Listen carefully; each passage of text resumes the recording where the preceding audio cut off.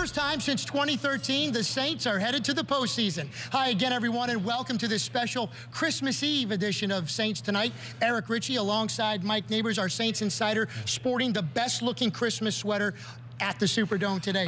Mike, a big win, 23-13, the final for the Saints, who didn't wrap up the division, but getting into the playoffs, still a pretty nice early Christmas present. Rich, you can only wear this if they win the game. If you do a losing post game, this comes off. But the Saints game was a weird tempo game. Every win this year has kind of had a different tempo. But for the majority of the game, the Falcons had 3 points, 6 points, and you're wondering, don't they have more points? But it was all about the Saints defense really stepping up when they had to. No question about it. We've got a great show in store for you today.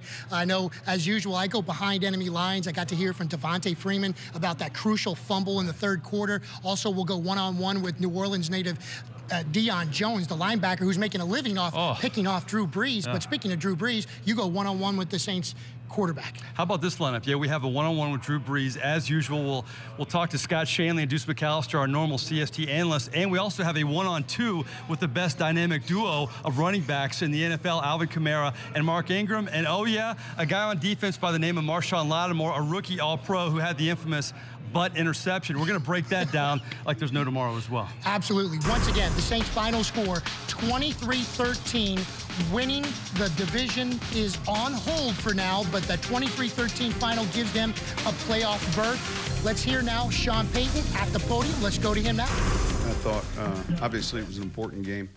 I thought our defense was magnificent.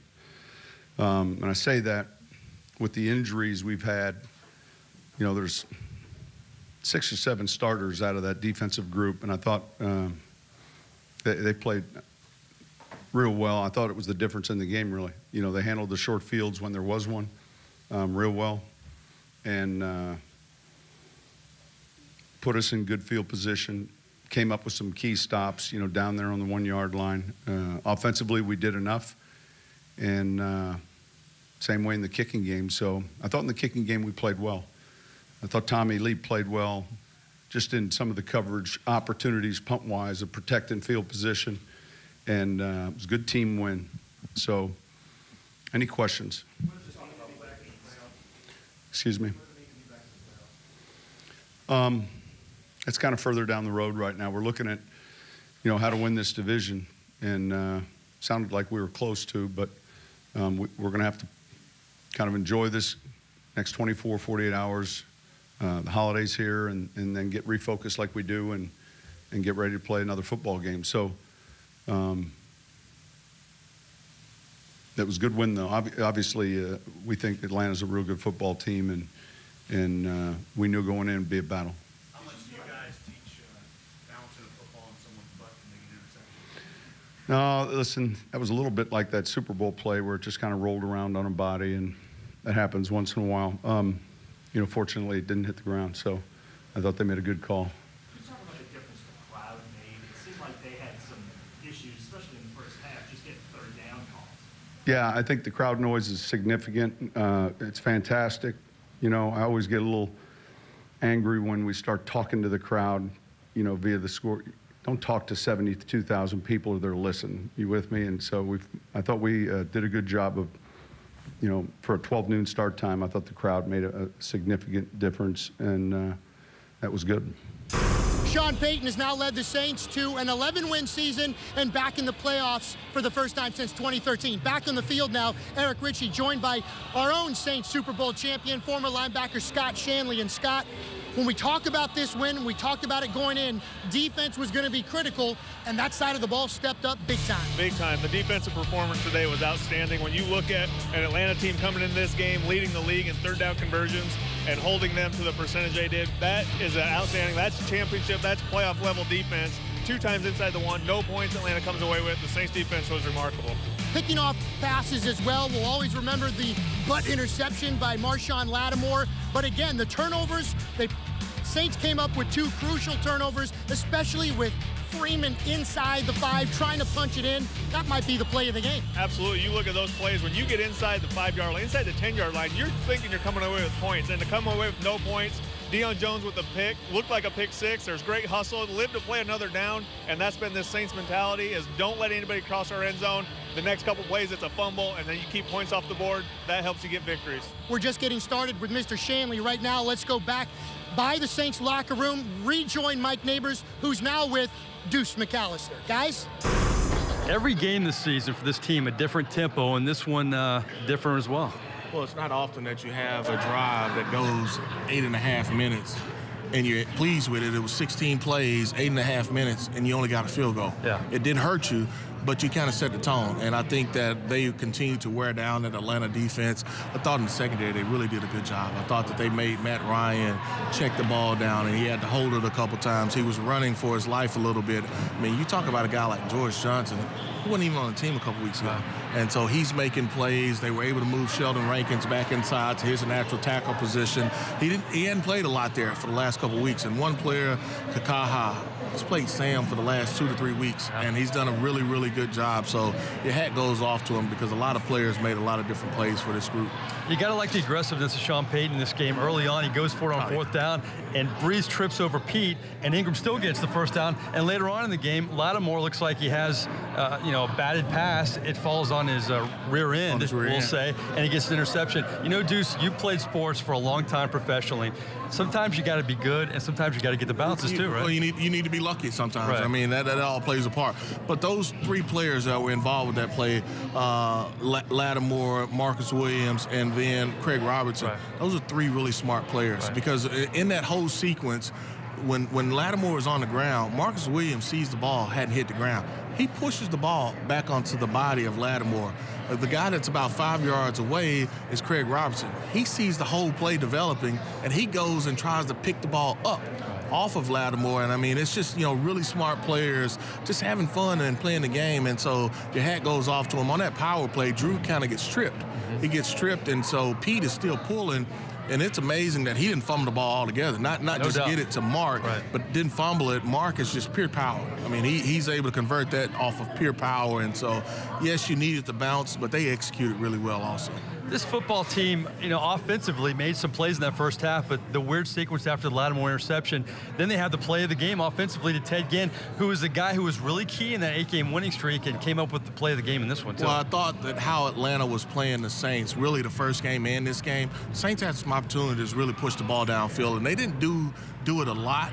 They had some opportunities. You talk about the Ted Ginn play. You can look at the Mike Thomas deep crossing play. I mean, but Ted Ginn, with his speed, if teams are going to play that 8.5 man in the box or they're going to shade the safety over to Mike Thomas, you can't do that a lot with Ted Ginn, and they just got the perfect coverage that they wanted, and it was against Trufant, one of their best corners, and he just beat him with speed. It seemed like one of those games. The defense played so well, but the Falcons made so many plays. I kept looking up at the scoreboard. 3 points? That's all they have? 6 points? It seemed like that kind of game. Well, it was almost a bend, don't break. Dion Jones comes up with a big interception. You lose Armstead on that play. He's chasing him. He's knocked out of the game, and this is coming off of when you put Alvin Kamara back as a kick returner. We hadn't seen that all year, but he gets the ball out for the 41. The ball is tipped, and the Saints come up with a big goal line stop, and it was Tyler Davidson that comes up with the hit on goal line. Manti Te'o jumps on the ball. I mean, it's just a lot of different things that happen in that game, different players that maybe not your star players that step up and make plays. Finally, Carolina squeaks one out against Tampa. If they lose that game, next week, maybe Sean Payton sits a lot of guys. Talk about the predicament of this team now having to go to Tampa. They're in the playoffs, but they want the division title. Well, you want the division title, and I think that makes you have to play your guys. Normally, if different situation, you don't have to play them. I mean, you can actually literally, that's your bye week, you rest them. But for the Saints, you jump on Tampa early. Tampa's put a lot of their starters on IR. They fought them. They fought against Carolina. I think one of the touchdowns was a 105 kickoff return by Bird. And that's what they've been doing all year. And but against the Saints, they've struggled. Right. And that may be the matchup we get in a few weeks as far as the playoffs is concerned. I hate to have to try to beat a team 3 times, but for the Saints, hey, look, enjoy tonight, but then get ready for the playoffs because we're going. All right, but before that, get ready for Christmas. Merry Christmas, my friend. All the best to you and your family. Yeah, you have a Merry Christmas with this unique, I'm not going to call it ugly, but this unique sweater here. I like being unique. I'll take it. That's Deuce McAllister. We appreciate him. Back to you, Eric Ritchie. It's time for our first break here on Saints Tonight. When we return, Mike Neighbors, the exclusive one-on-one with Drew Brees, and we'll show highlights of that other big NFC South game between Tampa Bay and Carolina that kept the Saints from clinching the division outright. That's next on Saints Tonight.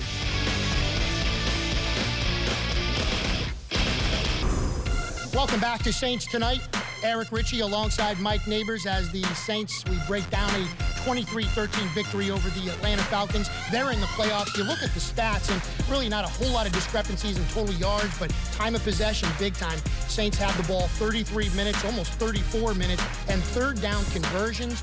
Wow, that really played a part in this one, Mike. Yeah, you would think if you looked at the numbers, that wouldn't bode well for the Saints. They wanted to improve on third down, but the big part of this game was the defense and penalties. The last game, so many first downs were given to the Atlanta Falcons because of penalties, but you see the discrepancy there. Falcons had 10 penalties for 91 yards. The Saints only 3 for 30, and they didn't have a single penalty in the first half, Eric. Yeah, and just like the regular season, the Saints have won the turnover war. They came into this battle +4. Falcons were -4. Again, the Saints go 2-1 in terms of turnovers. That was a big key as well. But talking about big, it's time for us to go. Mike, I'm going to step aside and let you go ahead. I heard you got a serious one-on-two interview. Is that right? Joining me, the dynamic duo, the best running back tandem in the NFL, of course, Mark Ingram to my left, Alvin Kamara to my right. Sir. Both of you guys contributing once again, but let me get your reactions on making the playoffs. Man, it's a special opportunity, man. It's, you know, what you work for, it's what you grind for in the offseason, all the blood, sweat, tears, the injuries, the sacrifice, the time away for the family. That's what we all put in this work for us, to get in the tournament and have a shot to, you know, win the entire thing. First year in the NFL, you make the playoffs, not bad, huh? Yeah, man. Like I said earlier, man, it's really just a blessing to be here and be able to have the opportunity, like Mark said, to be in that tournament. You know, some of these players, like Mark was talking about, they had a stretch where they weren't able to make it. So just being able to make it and contribute is big. Weird tempo in this game. I thought your touchdown in the second half really was the separation this team needed. Yeah, man. We came out at halftime. We talking about, you know, putting our foot on their necks and finishing the game. And, you know, we came out first series, had a turnover. Defense was resilient. They balled all game, and they got a turnover right back. And, you know, we was able to weather that storm, man. So just to be able to put us up 17 with that touchdown was huge. And the defense balled all game long, and the offense was able to make enough plays to help us get the victory today. And you're increasing your resume. You catch the ball, you run the ball, and now you're in special teams. How'd that work out? Yeah. You know, it's funny because I was talking to Mark about the kick return. I'm like, man, I'm on kick return too. He was like, yeah, don't worry about it. He was like, just go out there and touch the ball and do what you do. So, you know, it's just one of those things where you answer the call when the coaches and your team is depending on you. You do what you got to do. So, I mean, being able to return is just another thing that, you know, I'm trying to do to help the team win. Hey, man, he don't want to return them kicks, but, hey, it's tough to return them kicks. But, hey, man, when you in crunch time and everything's on the line, your best player's got to head the ball. You know, he's a special player. Nothing against Tommy Lee. Tommy Lee can go out there and do the same thing, punt return, kick return. But, you know, this is a special guy, so to be able to have the ball in his hands just another time is a great opportunity. Last question I have. I'm hearing the nicknames. I hear Boom and Zoom. I know you've kind of adopted that. I like Rhythm and Bruise, man. Rhythm and Bruise. What do you think of that? See, I'm trying to get away from just the power bruising type of, you know. Bad stereotype. Get away from all that. Like, you know, he always gets the cool term, and I get kind of like the big man, clunky, you know, like 250 term. You know what I mean? Right. So, I mean, I said I like Boom and Zoom, but I said I didn't love it. You know what I mean? So I'm still up for, you know, a better name. And Rhythm and Bruise, you know, Rhythm is cool, but Bruise, I'm like, I do a little bit of everything. You know what I mean? So we got to have something that, you know, it's accurate for both of us. We got to go to vote for real. We got to go to We need to get a top 5 and then have a poll. Yeah, and poll it. All they want for Christmas is a nickname, guys. Stay tuned on that. They have the playoffs, though. Back to you. Thanks, Mike. Time for another break here on Saints Tonight. When we return, let's hear from the other locker room. That's right. I'll go behind enemy lines and get what the Falcons had to say about losing to their rivals. That's when we return on Saints Tonight. Welcome back to Saints Tonight. I'm Mike Neighbors here in the Superdome. Joining me, the versatile Scott Shanley was with Eric Ritchie earlier in the show talking defense. Now we're going to break down the offense a little bit. And Scott, it took a little while for this offense to get going. Then you had that weird sequence at the end of the first half. We had the infamous butt interception by Marshawn Lattimore, but then it led to the biggest play of the game offensively, Brees finding Ted Ginn 54 yards down the field. No, that was probably the play of the game when you talk about the offense. The offense, it was kind of stuck in neutral a little bit throughout the game, back and forth game, 6 6-3 type game. But that play right before halftime, that was an absolute killer to a defense. You can't give up points in that situation, and to give up a deep pass, let somebody run behind you, that was definitely the play of the game for the offense. And that's what this offense misses when Ted Ginn isn't on the field. He's still a home run, deep threat in this offense, and that's going to be huge going forward. You saw Ted Ginn when they won 8 games in a row. He was a big part of that and a big reason, kind of the X factor in this offense in a lot of ways. Well, then we had boom and zoom. Of course, you have Alvin Kamara and Mark Ingram. And let's talk about Kamara first. He was all over the football field. In fact, Sean Payton had him returning kicks. And you know Sean Payton is excited about a player when he's doing that much on the field. You know, the one thing I know about Coach Payton is when there's a big game, when there's a game on the line and you're talking about winning the division and you're talking about playoff seeding, he doesn't care who you are, where you were drafted, what your contract says, you're going to be on the field. I remember starting linebackers, everybody being on the field come playoff time, playing in special teams, and that's what they did today. If he can contribute, which he can, he's going to be on the field. And then you had Mark Ingram, big touchdown in the second half, and he's really eclipsed his touchdown totals in his career. He keeps tacking on more touchdowns, and to me, that touchdown he scored, the 20-yarder, really separated this team, and there was no looking back after that. No, that's the one thing that's been very good about this Saints offense is when there's a time to run the ball and they need first downs and can continue to move the chains, Mark Ingram is as good as there is in the league, and he runs behind that offensive line. I'm shocked this offensive line didn't have some Pro Bowlers put in the Pro Bowl because what they've done this year has been outstanding, and they just continue to wear defenses down as the game goes on. You heard Drew Brees and really both running backs say that all week. They wanted the O-line in the Pro Bowl with them down in Orlando. Well, listen, Merry Christmas to you. I know you got to get back to Dallas with your family. We appreciate it, and we'll talk to you next week when they close out the season in Tampa. Absolutely. It's been a long time. Hopefully we get another playoff game here in New Orleans. This place to be rocking. It was great today. The fans came. Big win, no doubt about it. That's Scott Shanley. For now, I'm Mike Neighbors. Back to you, Eric Ritchie.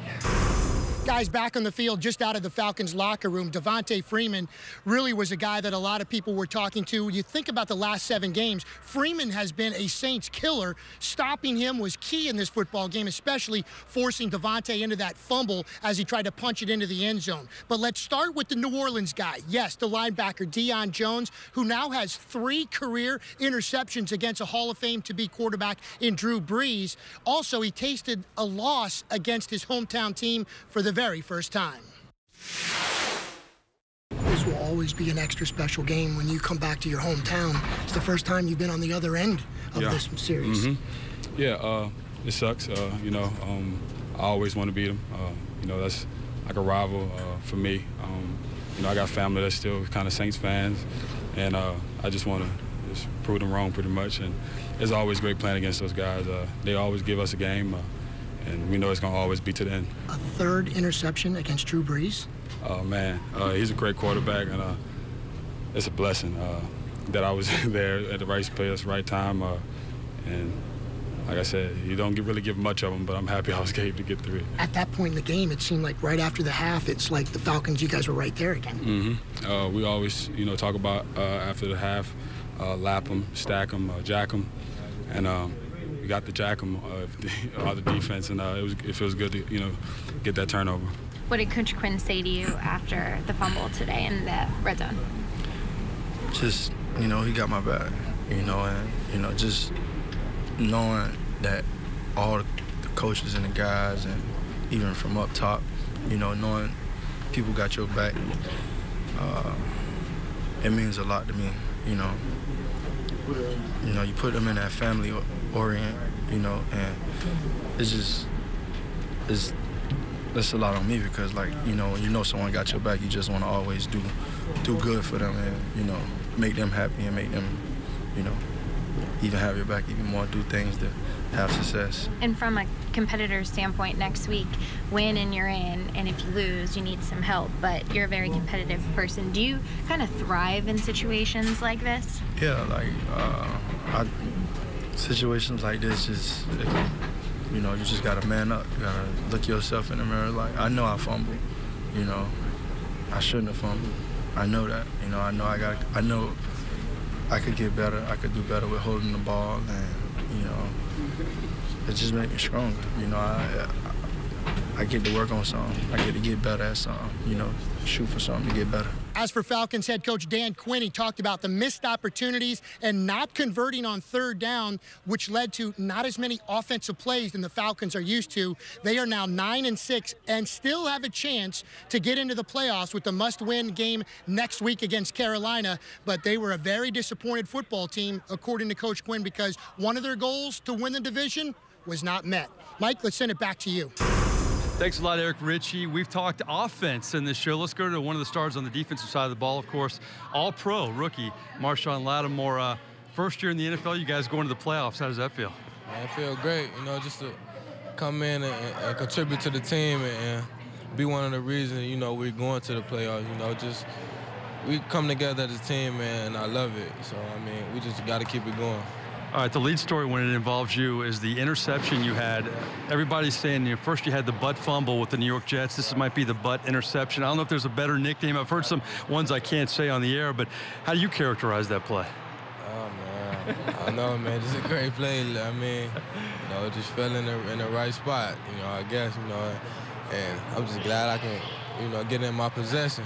It was a great play, though, man. And, I had fun all game, just playing with the guys, man, just to be, together as a team, man, and make everything better. When you look at the replay of that, it's amazing it was still that long. Were you even amazed that you came up with that? What was going through your mind during that? Yeah, it was, I knew, everybody was trying to grab it, so, I knew, I had to come up and, and get it. I needed that one, I knew it would have been, one of the craziest plays, this season. So, man, I had to come up with it, man. People are going to be watching that highlight for years in a good way, opposed to the butt fumble up in New York. Just talk about, you've had a lot of interceptions in your life. I'm guessing that was the most unusual one you've had. Yeah, that was definitely one of the most unusual ones I had. I just had fun, man, all day, man. And I'm glad, I came up with that for sure. Covering this game, a lot of us kept looking up at the scoreboard and saying, the Falcons only have 3? They only have 6? Because they made a lot of plays, but you guys really were tough, forcing turnovers, making big plays. And you had, Kenny Vaccaro out, A.J. Klein. Talk about this defense stepping up that had to make this unit feel good. Man, it's the next man up. That's how it is, And we just know, we had to go out there and be great, no matter who's out there. That's just the mentality we have now. So, with them, we would love to have them back in the lineup, but, everybody know, next man up, you're here for a reason. You had to come in there and be great, and, everybody's stepping up, man. I love seeing that. Final question, you're an All-Pro, you're going to the playoffs. Just talk about your confidence level. You face Julio Jones for the second time and you really contain him. You must be feeling very mentally strong heading into the season finale and now the postseason. Oh yeah, for sure, man. It's just respect, on both ends, mutual respect. And, I love his game, and I'm just here, to make sure he don't be the reason that they win. I had to contain him as much as I can. He's one of the best receivers in the league. And we got the win today. That's all that matters. All right, well, listen, enjoy the victory, enjoy Christmas. We'll see you down the road. I appreciate you taking the time. No doubt, appreciate it too. All right, Marshawn Lattimore, one of the biggest and most infamous plays in Saints defensive history. Back to you, Eric Ritchie. We're down to our final timeout here on Saints Tonight. When we return, Mike Neighbors goes one-on-one with the NFL's newest 70,000 passing yard club member. That's right, we're back after this.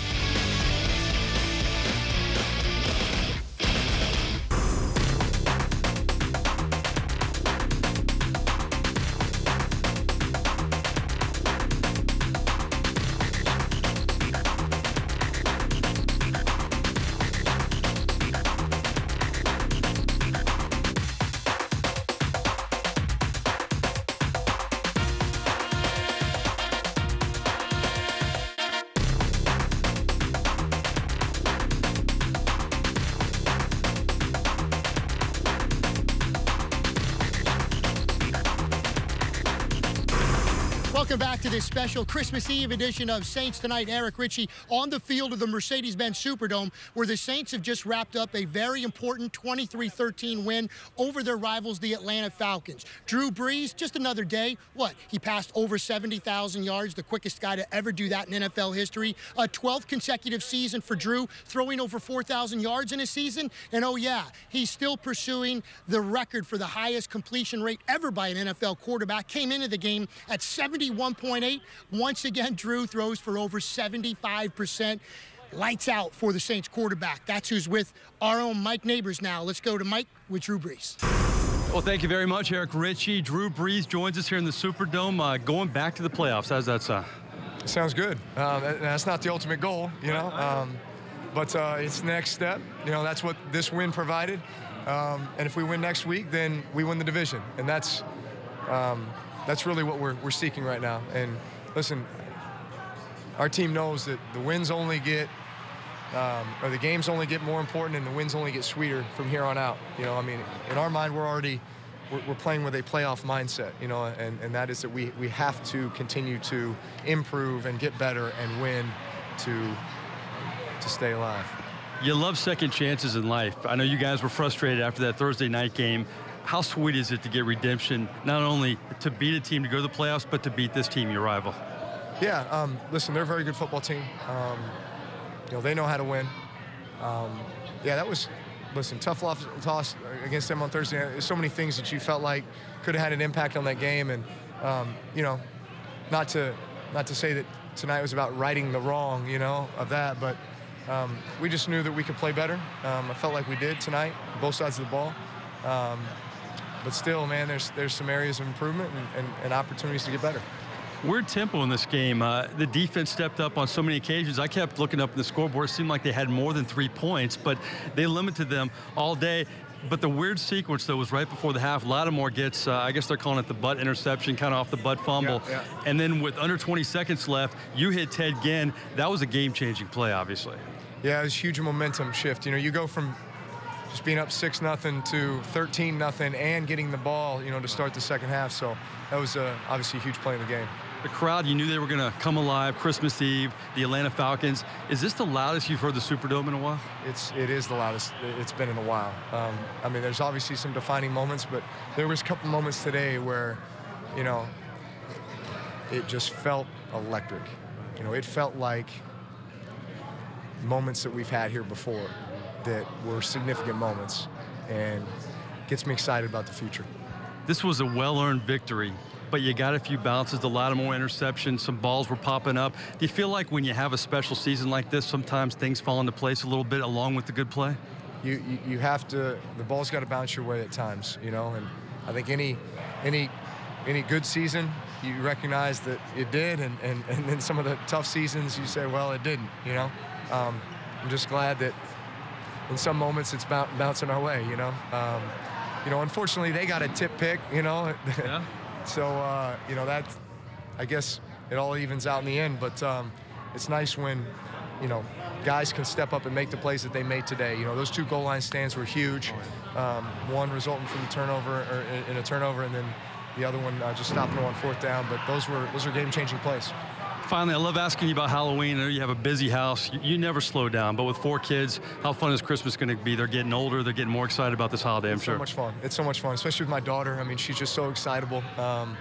And just the idea that Santa's going to come here tonight to the house and drink the milk and eat the Christmas cookies and then leave a bunch of presents for her, she is so ready. Go home and put one of these on. I'll let you out of here. Christmas sweater? All right, I like it. All right. Thanks, Drew Brees, a busy man. We'll let him get home to the kids. Merry Christmas to Drew. That's the story from the Superdome. Back to you, Eric Ritchie. Thanks, Mike. Again, the Saints are in the playoffs for the first time since 2013. They could have busted out the champagne and celebrated a division title, but as this game was winding down, so was the Carolina Panthers-Tampa Bay game. It was a Cam Newton touchdown with 35 seconds left that gave the Panthers the win, 22-19. That puts the Panthers into the playoffs as well and keeps the Saints from clinching the division until next week. Let's take a look at the standings. There's the Saints at number 1, a win next week over Tampa Bay, and the Saints are NFC South champs. Carolina, of course, they're going to play against these same Atlanta Falcons that we saw today. The Falcons can make the playoffs if they beat Carolina next week. NFC playoff picture, there's the Saints holding firmly to the number 4 spot. So again, hoping for a first-round playoff game here at the Mercedes-Benz Superdome. Again, the Saints can clinch the division with the win next week, but that's next week. You can join us then for our Saints pre- and post-game show from Tampa Bay. Mike Neighbors will be there, the whole gang. Victor Howell, Scott Shanley from the studios with our Saints pregame show, and, of course, wrapping it up with Saints Tonight. Speaking of wrapping it up, hope you've done that with your presents, because that's what we're doing with this show. A special Christmas Eve edition of Saints Tonight is in the books. For Scott Shanley, for Mike Neighbors, and as always for Victor Howell, I'm Eric Ritchie from the Mercedes-Benz Superdome. Saints win, an early Christmas present for Who Dat Nation. Thanks for watching, everyone, and happy holidays.